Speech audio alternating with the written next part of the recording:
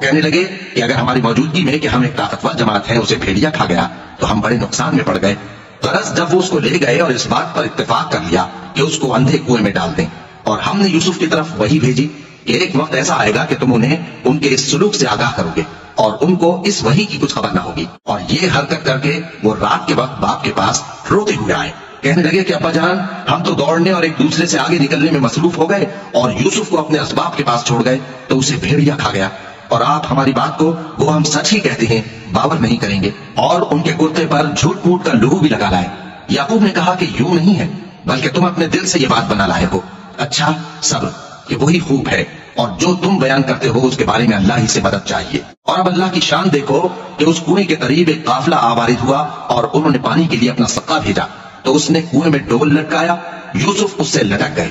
वो बोला, ज़हे किस्मत, ये तो एक लड़का है, और इसको कीमती सरमाया समझकर छुपा लिया।